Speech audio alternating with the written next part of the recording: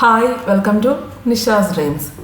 ഇന്ന് വീഡിയോയിൽ ഞാൻ കിച്ചണിലെ നമ്മളുടെ പണികളൊക്കെ എങ്ങനെ ഞാൻ ഈസി ആയിട്ട് മാനേജ് ചെയ്യുന്നു എന്ന് കാണിച്ചു തരുന്നു. അപ്പോൾ നിങ്ങൾക്കും ഹെൽപ്ഫുൾ ആവുമെന്ന് വെച്ചാൽ രാവിലെ നമുക്ക് പെട്ടെന്ന്, അല്ലെങ്കിൽ വർക്കിംഗ് മംസിനായാലും, അല്ലെങ്കിൽ രാവിലെ പെട്ടെന്ന് ഇപ്പം ഓഫീസിലോ സ്കൂളിലോ, ഇപ്പോൾ സ്കൂൾ തുറക്കാറായാലോ നിങ്ങൾക്ക് ഈസി ആയിട്ട് കിച്ചണിലെ പണികളൊക്കെ എളുപ്പത്തിൽ ചെയ്യാൻ പറ്റിയ കുറച്ച് കുഞ്ഞു കുഞ്ഞ് അറിയാവുന്നവരായിരിക്കും, അറിഞ്ഞുകൂടാത്തവർക്ക് വേണ്ടി ഞാനൊന്ന് പറഞ്ഞുതരാം. ഇതിപ്പം ഞാനൊരു ടൊമാറ്റോ പേസ്റ്റ് ഉണ്ടാക്കി വെക്കുകയാണ്. എല്ലാ ചപ്പാത്തി കറികൾക്കും വേണ്ടിയ ഒരു ബേസിക് ഗ്രേവിയാണ് ടൊമാറ്റോ ഗ്രേവി അല്ലേ.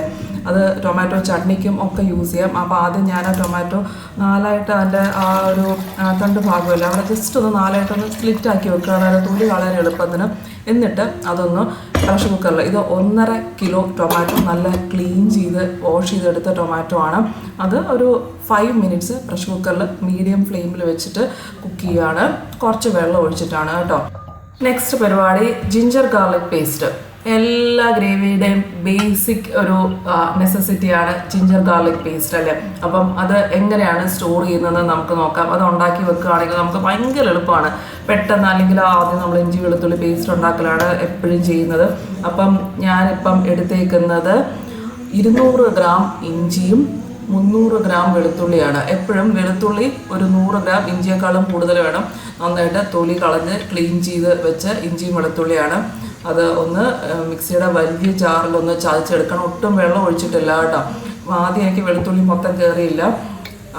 കുറച്ച് ഇട്ട് ഒന്ന് ചതച്ചിട്ട് ഒന്നുകൂടെ എടുക്കാം. അപ്പോൾ കുറച്ച് ഉപ്പിട്ട് വേണം. ഉപ്പും മഞ്ഞൾപ്പൊടിയും ഇട്ടാണ് ഞാനതൊന്ന് ആദ്യം ക്രഷ് ചെയ്തെടുക്കുവാണ്. എന്നിട്ട് ബാക്കി വെളുത്തുള്ളിയും കൂടെ ഇടണം. ഒന്ന് ചതഞ്ഞ് വന്നപ്പോഴത്തേക്ക് അതിൻ്റെ ക്വാണ്ടിറ്റി ഒന്ന് താഴ്ന്നു വരുമല്ലോ. എന്നിട്ട് ബാക്കി വെളുത്തുള്ളിയും കൂടെ. എപ്പോഴും അങ്ങനെ വേണം കേട്ടോ. നമ്മുടെ കേരള കുക്കിങ്ങിനൊക്കെ എപ്പോഴും, അല്ലെങ്കിൽ ഇന്ത്യൻ കുക്കിങ്ങിനൊക്കെ എപ്പോഴും ഇഞ്ചിയുടെ ടേസ്റ്റ് വെളുത്തുള്ളിയേക്കാളും കുറച്ച് താഴ്ന്നിരിക്കണം. ഒരേ ക്വാണ്ടിറ്റി എടുക്കരുത്.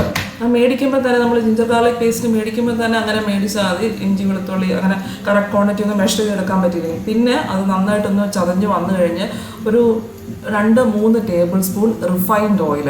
കോക്കനട്ട് ഓയിൽ ചേർക്കരുത്. വെളിച്ചെണ്ണ ചേർക്കുമ്പോഴത്തേക്ക് അത് വീണ്ടും കട്ടിയായി പോകത്തില്ല നമ്മൾ ഫ്രിഡ്ജിലൊക്കെ വെക്കും. അപ്പം ഏതെങ്കിലും റിഫൈൻഡ് ഓയിൽ, സൺഫ്ലവർ ഓയിലോ ഒലിവ് ഓയിലോ ഏതെങ്കിലും വെളിച്ചെണ്ണ ഒഴിച്ച് വേറെ ഏതെങ്കിലും നിങ്ങൾ യൂസ് ചെയ്യുന്ന വേറെ ഏതെങ്കിലും ഓയിൽ ചേർക്കാം.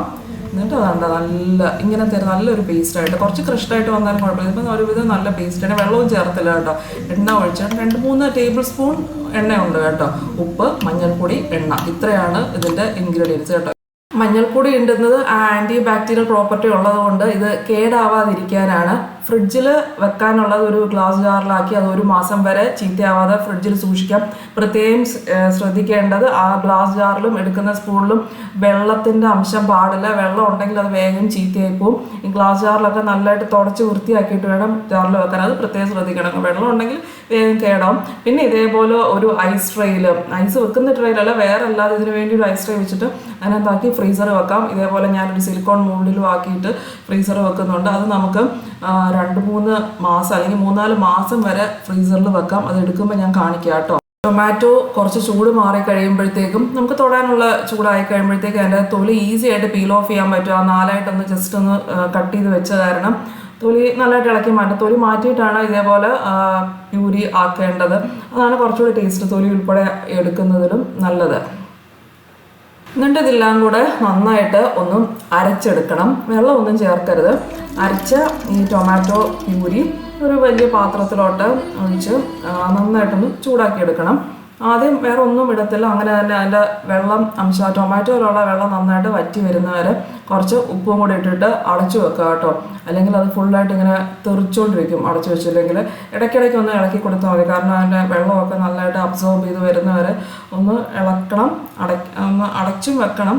പിന്നെ കുറച്ച് ഇതേപോലെ ജിഞ്ചർ ഗാർലിക് പേസ്റ്റിൽ ചേർത്ത പോലെ കുറച്ച് റിഫൈൻഡ് ഓയിൽ, ഒരു 1-2 ടേബിൾ സ്പൂൺ റിഫൈൻഡ് ഓയിൽ ഒന്ന് ചേർത്തിട്ട് അടച്ചു വെക്കാം. അത് ഇടയ്ക്കൊന്ന് ഒരു 5 മിനിറ്റ്സ് കഴിഞ്ഞിട്ട് ചേർത്താൽ മതി. എന്നിട്ട് വീണ്ടും ഇളക്കി കൊടുക്കുക.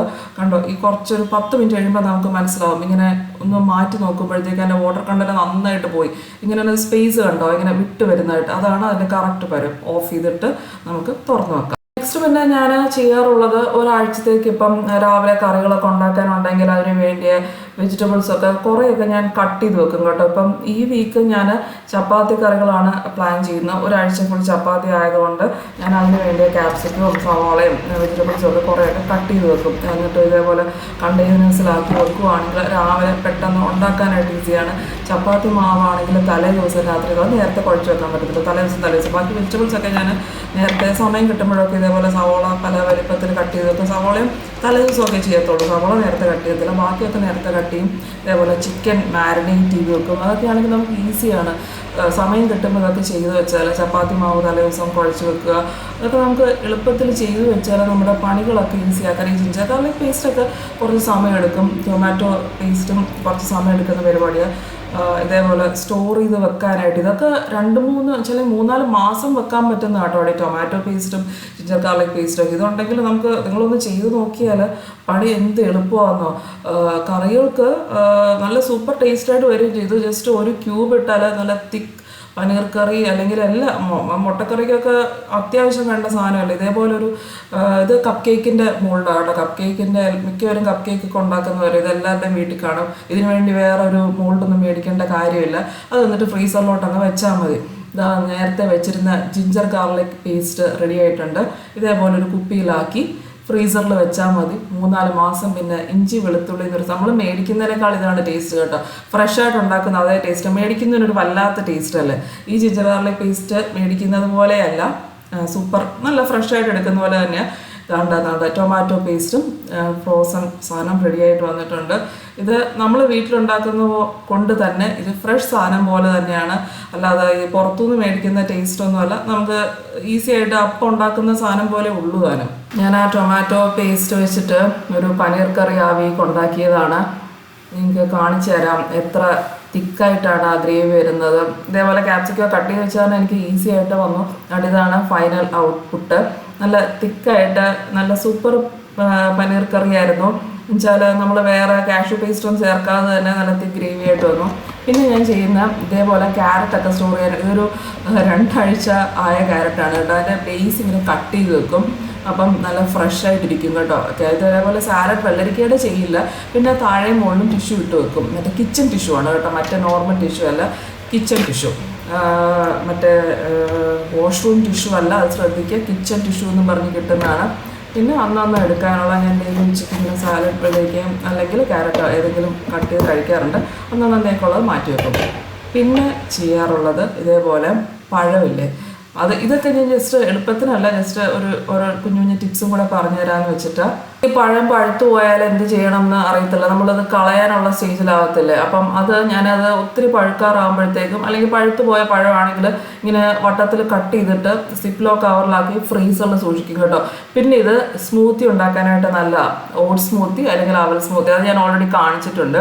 അപ്പം ബ്രേക്ക്ഫാസ്റ്റിനും ഡിന്നറിനും ഭയങ്കര നല്ലതാണ്. അല്ലെങ്കിൽ കുട്ടികൾക്ക് ഈ പഴവും പാലും ഒക്കെ ഇങ്ങനെ നല്ല തിക്കായിട്ട് അടിച്ചിട്ട് ഷേക്ക് പോലെ അല്ലെങ്കിൽ ഐസ്ക്രീം പോലെ ഒക്കെ ആക്കി കുഞ്ഞുങ്ങൾക്ക് കൊടുക്കാനൊക്കെ നല്ലതാണ് കേട്ടോ. പഴം മാത്രമല്ല, മാമ്പഴം, സ്ട്രോബെറി, അങ്ങനെ മിക്ക ഫ്രൂട്ട്സും ഇങ്ങനെ ഫ്രീസ് ചെയ്ത് സ്റ്റോർ ചെയ്യാൻ പറ്റും കേടാവാതെ. നെക്സ്റ്റ് ഞാൻ ഈ നാരങ്ങ ഡ്രൈ ആയി പോവാതിരിക്കാനായിട്ട് ഇതേപോലെ ഒരു ഗ്ലാസ് ജാറിൽ കുറച്ച് വെള്ളം ഒഴിച്ചിട്ട് സ്റ്റോർ ചെയ്ത് വെക്കും. അപ്പോൾ 2-3 ആഴ്ചത്തേക്ക് ഇത് ഡ്രൈ ആയി പോകത്തില്ല കേട്ടോ. നല്ല ഫ്രഷ് ആയിട്ട് മേടിക്കുമ്പോൾ എങ്ങനെ ഇരിക്കുന്നോ അങ്ങനെ തന്നെ ഇരിക്കാറുണ്ട് കേട്ടോ. ഞാൻ ഇങ്ങനെയാണ് നാരങ്ങയൊക്കെ സ്റ്റോർ ചെയ്ത് വെക്കുന്നത്.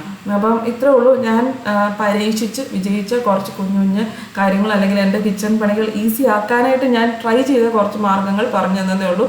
നമുക്ക് അടുത്ത പ്രാവശ്യം പുതിയൊരു വീഡിയോ ആയിട്ട് കാണാം. ബൈ.